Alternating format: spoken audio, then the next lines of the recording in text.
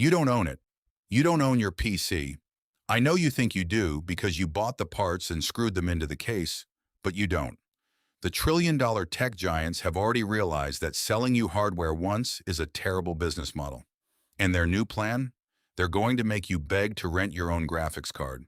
Like, think about it. You used to go to the store, drop 500 bucks, and boom, you had a top-tier graphics card. It was yours. You owned it. Now, you're lucky if 500 bucks gets you a piece of silicon that can barely run a menu screen at 60 FPS. And if you look at the macro market right now, it's not an accident. They are intentionally starving the consumer supply chain. Nvidia didn't suddenly forget how to make gaming GPUs. They just realized that gamers are essentially worthless to them compared to what they can make in the enterprise space. We got Nvidia going on stage advertising AI products that make them billions of dollars from a single client. And the gamers? We're just left fighting over the scraps. It's like they put on their running shoes, but they forgot to put on their socks first. They just completely left humans behind. Chapter 2. The Subscription Trap. But here is where things get crazy, because they don't just want to stop selling you hardware. They want to stop you from owning it altogether. Honestly, to me it sounds like the most direct implementation of corporate greed you could possibly have. We are moving into an era of cloud rendering and hardware as a service. You wake up in 5 years. What does this country look like? What are those people doing? You turn on your PC, but the actual processing isn't happening on your desk. It's happening in a massive data center owned by Microsoft or Amazon. You pay 30 bucks a month just to have access to a virtual GPU. And you might think, oh my God, humans are never going to accept that. We want physical hardware. But they don't care what we want. They care about recurring revenue. If you look at the stock market, Wall Street hates one-time purchases. They love subscriptions. And right now, these companies are scrambling to turn every single piece of tech into a monthly fee. They've already done it with software. Adobe, Microsoft Office, they all went subscription years ago. And now hardware is next. They want our electricity. They want our water. They want our investments. They want us to use all their models. They want to completely strip away any sense of ownership you have over the silicon that runs your life. Chapter 3. Follow the money. But what they're realizing is that this transition to cloud hardware isn't going to be cheap. Building the infrastructure to stream high-end graphics and AI agents to billions of people requires an absolutely insane amount of capital. And that's exactly why we are seeing companies like OpenAI and Anthropic scrambling for funding. AI-related capital expenditure reached $122.7 billion, driven by aggressive investment in the data center chips and computing clusters. They're losing billions of dollars every freaking 3 months. xAI posted an operating loss of $6.35 billion. So, play this out for me a little bit. How do they recoup those costs? They can't just sell you a $1,000 graphics card once every 4 years. That doesn't even make a dent in the billions they owe. No, they need you paying them every single month forever. This is the exact same strategy that we see with all these index funds and IPOs. SpaceX just launched as a $2.1 trillion company. OpenAI wants to IPO as a $1 trillion company. They want to launch at like a $1 trillion company, and they need to prove to their investors that they have infinite recurring growth. And the goofy freaking part is all they keep saying is that we need to invest more and more into AI. They're telling governments that AI is a critical national infrastructure, meaning they are trying to pitch it as such that everybody would have this stuff, that you could basically have a utility bill for your AI service. Just like you pay for water and electricity, they want you to pay a utility bill for your computing power. You won't buy a GPU.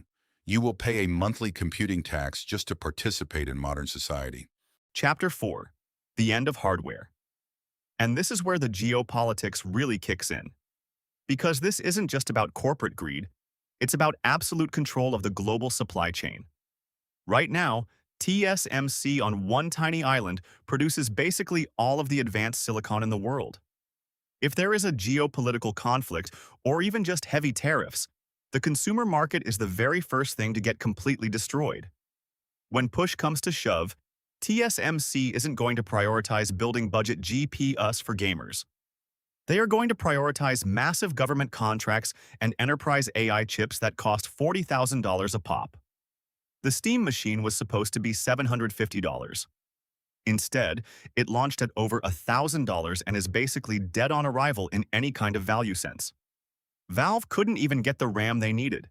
They were forced to use a single stick of 16 gigabytes because they are a small fish in this pond. Look, there's no contracts. If a massive company like Valve can't even secure basic components without getting price gouged out of existence, what hope do you have of buying affordable hardware in the future? None. That's the answer.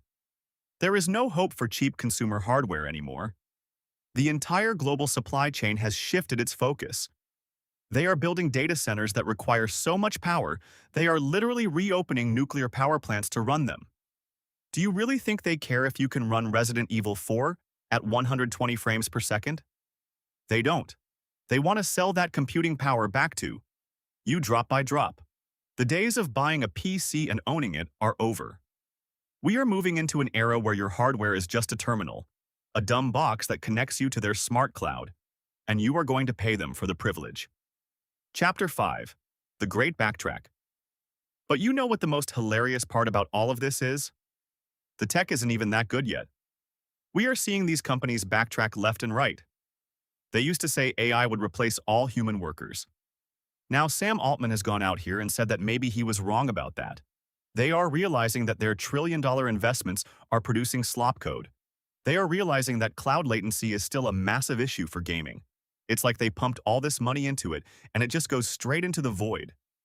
They are trying to force a subscription future on a technology that is only working 85% of the time. And they are terrified. They are desperately trying to offload these costs onto the public, onto index funds, onto your retirement accounts before the bubble pops. If they can get everyone locked into a hardware subscription, they can guarantee revenue even if the underlying tech is still broken. They expect us to make up for all their mistakes. They take our water, they take our electricity, they take our hardware, and now they want to take away our right to even own the things we buy. Chapter 6. What happens next? So, what happens next? Honestly, it depends on whether the market rejects this or not. If people keep buying into the hype and pre-ordering hardware as a service, the consumer PC market is completely doomed. But if there's pushback, if this massive AI bubble pops and these companies realize they can't actually deliver on their trillion-dollar promises, we might just see a return to normalcy. But I wouldn't hold my breath.